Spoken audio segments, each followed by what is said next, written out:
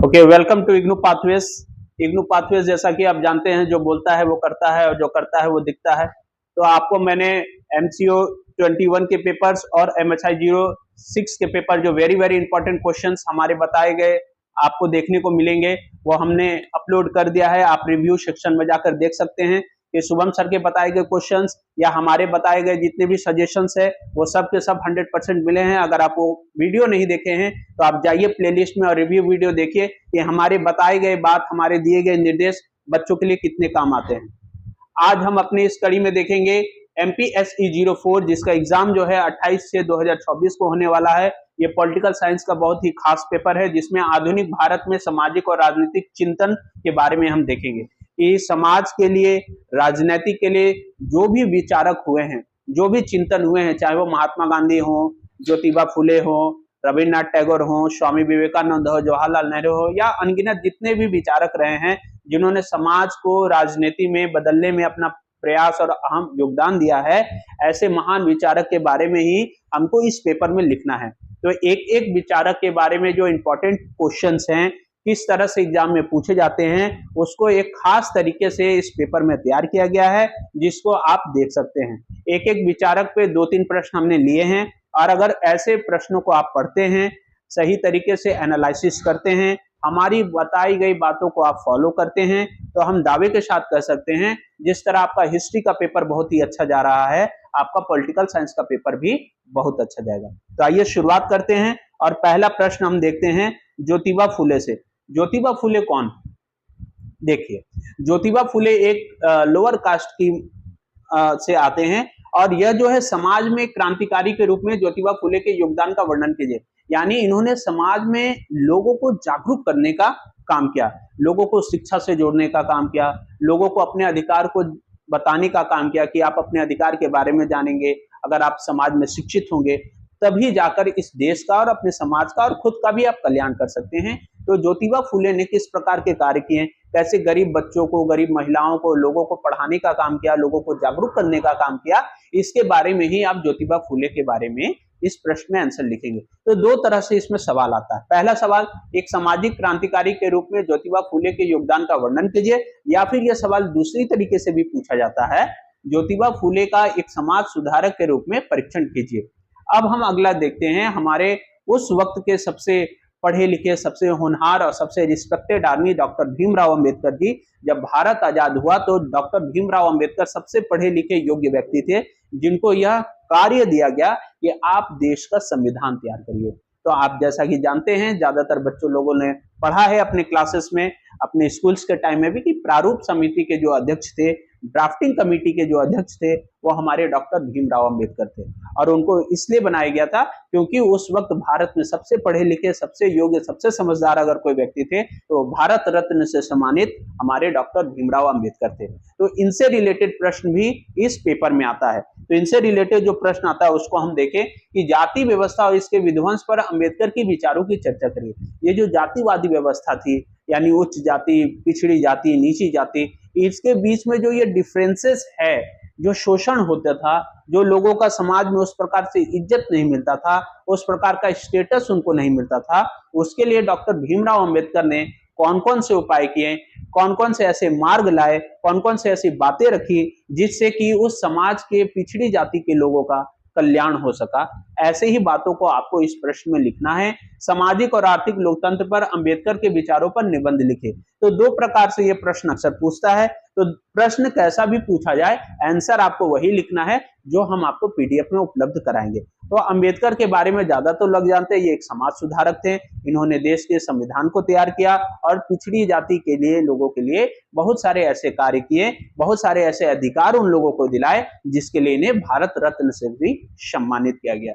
आगे हम देखते हैं एक नए सामाजिक सुधारक जवाहरलाल नेहरू के बारे में। नेहरू जी को हम जानते ही हैं, हमारे देश के प्रथम प्रधानमंत्री रह चुके हैं। तो जवाहरलाल नेहरू का समाज में क्या योगदान रहा, राजनीतिक क्षेत्र में उन्होंने क्या किया, इसके बारे में हम देखते हैं। देखिए, धर्मनिरपेक्षता और समाजवाद पर जवाहरलाल नेहरू के विचारों का विश्लेषण कीजिए। धर्मनिरपेक्ष क्या होता है? तो धर्मनिरपेक्ष का मतलब होता है कि इस देश में किसी भी प्रकार के लोग, चाहे किसी भी प्रकार के धर्म को मानते हो, सबको समान अधिकार दिया जाता है। धर्मनिरपेक्ष यानी किसी खास धर्म को मान्यता ना देते हुए सभी धर्म के लोगों को समान भाव देना ही धर्मनिरपेक्षता कहलाता है। और समाजवाद क्या है कि समाजवाद का मतलब होता है समाज में सभी लोगों का एक समान अधिकार होना चाहिए। और नेहरू जी समाजवाद और धर्मनिरपेक्षता के बारे में जो विचार रखे हैं उससे संबंधित उत्तर आपको इस प्रश्न में लिखना है। दूसरा किस प्रकार का प्रश्न उनसे पूछा जाता है, संसदीय लोकतंत्र पर जवाहरलाल नेहरू के विचारों का आलोचनात्मक परीक्षण कीजिए। यानी जो संसदीय विधि है, जो संसदीय लोकतंत्र है, उसके बारे में नेहरू जी का क्या विचार है, उसको आप इस प्रश्न में लिखेंगे। अगला हम देखते हैं पंडिता रमाबाई। यह भी एक ऐसी समाज सुधारक हुई जिन्होंने समाज में नारी सशक्तिकरण के लिए काफी ज्यादा कार्य किया। इस समाज में जो नारी शक्ति है उसको हम समाज में कैसे अच्छे स्टेटस पे ला सकते हैं, उनके अधिकारों की रक्षा के लिए क्या हम कुछ कर सकते हैं, पंडिता रमाबाई को अक्सर जाना जाता है। तो नारी सशक्तिकरण में पंडिता रमाबाई की भूमिका की चर्चा करें। दूसरे तरह से अगर हम देखें तो यह सवाल पूछता है नारी के उद्भव और सुधार के प्रति पंडिता रमाबाई के योगदान का वर्णन कीजिए।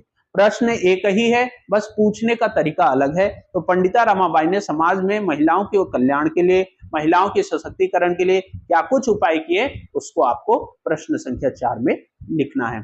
आगे हम देखेंगे रविन्द्रनाथ टैगोर के बारे में। देखिए रविन्द्रनाथ टैगोर जो हैं बहुत ही बहुप्रतिभा धनी व्यक्ति आदमी थे।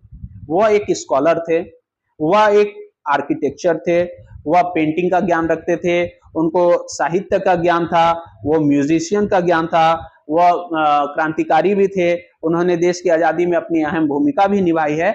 और सबसे महत्वपूर्ण बात, भारत देश में अगर सबसे पहले किसी को नोबेल पुरस्कार दिया गया तो वो साहित्य के क्षेत्र में नोबेल पुरस्कार दिया गया और वो पुरस्कार पाने वाले हमारे रविन्द्रनाथ टैगोर जी थे।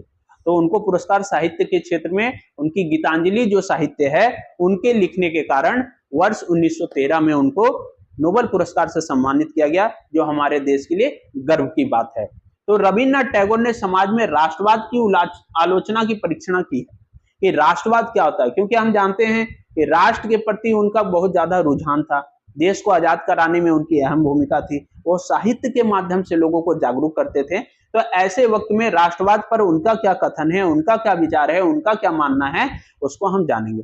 और रविन्द्रनाथ टैगोर पश्चिम बंगाल से रखते हैं। तो पश्चिम बंगाल एक ऐसा राज्य उस समय था, एक ऐसा समय था जिस समय पर रविन्द्रनाथ टैगोर जो है वह कला के क्षेत्र में काफी ज्यादा आगे थे और अपने बातों को प्रचार प्रसार भी करते थे। टैगोर के आजादी के सिद्धांत का वर्णन के लिए वही क्वेश्चन है कि आजादी के लिए उनका राष्ट्रवाद का विचार या आजादी के लिए उनका जो सिद्धांत है उसकी चर्चा आपको प्रश्न संख्या 5 में करनी है।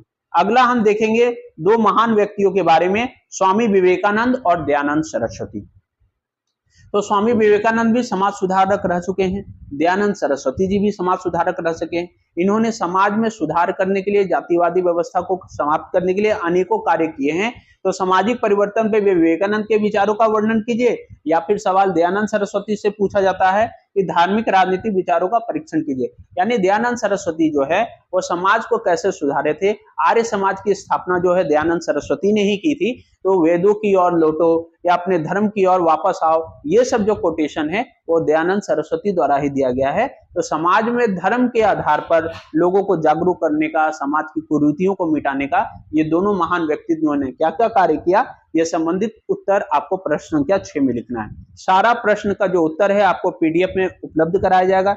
चाहे वह आप अंग्रेजी माध्यम में पढ़ना चाहिए तो आपको अंग्रेजी में मिलेगा, अगर आप हिंदी माध्यम में पढ़ना चाहे तो हिंदी माध्यम में आपको मिलेगा। सारा आंसर जो हम देते हैं वह बहुत ही सीक्वेंस और पॉइंट वाइज हम देते हैं और बहुत ही समराइज वे में दिया जाता है, ताकि आप आराम से उसे पढ़कर और 20 नंबर के प्रश्न को सावधानी पूर्वक एग्जाम में आप लिख सकते हैं। आगे हम देखें महात्मा गांधी के बारे में, जो हमारे देश के राष्ट्रपिता हैं, देश को आजादी कराने में इनकी अहम भूमिका है। महात्मा गांधी राजनीतिक अभिन्यास के दार्शनिक आधार पर एक निबंध लिखे या फिर स्वराज, सर्वोदय और स्वदेशी पर गांधी जी के विचारों का एक लेख लिखे। अब देखिए महात्मा गांधी जो सत्य और अहिंसा के पुजारी माने जाते हैं, उन्होंने सत्याग्रह की राह पर रहकर बहुत सारे आंदोलन को भारत में एग्जीक्यूट किया और उसमें सफलता भी उनको मिली है। तो उनका क्या विचार था, उनका क्या मानना था देश के प्रति, लोगों को जागरूक करने में उनकी क्या अहम भूमिका थी, वो किस प्रकार से सोचते थे, क्या वाकई सत्य, अहिंसा और सत्याग्रह के मार्ग पर चलने पर उनको सफलता मिली। इन सभी बातों का चर्चा आप प्रश्न के साथ में करेंगे और गांधी जी के विचार देश को आजाद कराने में, लोगों को जागरूक करने में क्या था, इसके बारे में आप इसमें लिखेंगे। आगे हम देखते हैं कुछ ऐसे राइटर्स के बारे में जो देश में जेपी नारायण और मनोहर लाल लोहिया जो है वह एक ऐसे लोग थे जो देश में क्रांतिकारी लाने का काम करते थे, लोगों को जागरूक करने का काम करते थे। वह चाहते थे कि समाज में जो स्टूडेंट्स है खासकर उन लोगों को अधिक से अधिक महत्व दिया जाए। तो जेपी नारायण समाजवादी विचारधारा के थे, तो उनकी चिंतन क्या थी, और डॉक्टर राम मनोहर लोहिया जो राजनीतिक चिंतन के विशिष्ट लक्षणों का विश्लेषण करे। ठीक है, तो राम मनोहर लोहिया और एम एन रॉय जो है वो राजनीतिक विचारक की हम जब भी चर्चा करेंगे तो इन दोनों लोगों का नाम बहुत ही सम्मान के साथ लिया जाता है। आप पॉलिटिकल साइंस में अगर आप पढ़ रहे हैं, राजनीतिक विचारधारा के बारे में पढ़ रहे हैं, तो आपको हमेशा दो नाम सुनने को अवश्य आएगा, एक तो डॉक्टर राम मनोहर लोहिया जी का नाम और दूसरा एम एन रॉय का नाम, जो कि कम्युनिस्ट विचारधारा से बिलोंग करते हैं। ताकि समाज में समाजवाद होनी चाहिए, हर व्यक्तियों का संपत्ति पे अधिकार होना चाहिए, और जब कभी भी रीडिस्ट्रीब्यूशन होता है, संपत्ति का बंटवारा होता है, अधिकारों की चर्चा होती है, तो इन दो व्यक्तियों का नाम अक्सर लिया जाता है। तो इनके क्या विचार रहे हैं राजनीति के क्षेत्र में, इससे संबंधित उत्तर आपको प्रश्न संख्या 8 में लिखना है। अब हम लोग अपने अंतिम प्रश्न की ओर पढ़ते हैं कि मुस्लिम समाज सुधारक के बारे में हम देखते हैं कि मुस्लिम समाज सुधारक जो हुए, यानी मुसलमानों के जन कल्याण के लिए जिन लोगों ने काम किया, उनका समाज में क्या इंपैक्ट पड़ा, या उनके वर्ग के लोगों के लिए इन्होंने किन किन बातों को रखा है, राजनीतिक विचार इनके क्या थे, धार्मिक विचार इनके क्या थे, इसके बारे में हम देखेंगे। तो मुस्लिम राष्ट्रवाद पर एम ए जिन्ना के विचारों पर परिवर्तन कीजिए। ये वही जिन्ना साहब जी हैं जो भारत के अलग होने के बाद पाकिस्तान के पहले राष्ट्रपति बने थे। ठीक है, तो मोहम्मद अली जिन्ना के बारे में आप देखेंगे कि जिन्ना जी का विचार क्या था और उनके विचारों के बाद वहां क्या कुछ परिवर्तन आया। और हिंदू मुसलमान एकता पर सर सैयद अहमद खान के विचारों का वर्णन कीजिए कि सर सैयद अहमद खान जो है, जिन्होंने एमयू यूनिवर्सिटी की भी स्थापना की थी, उनका विचार क्या था।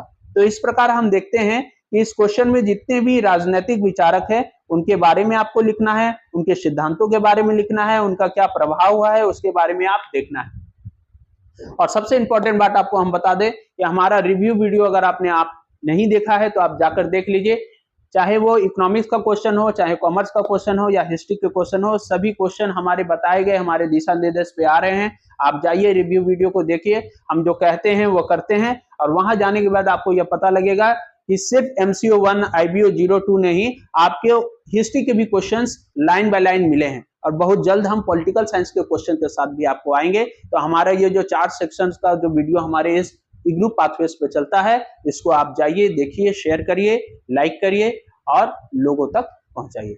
धन्यवाद।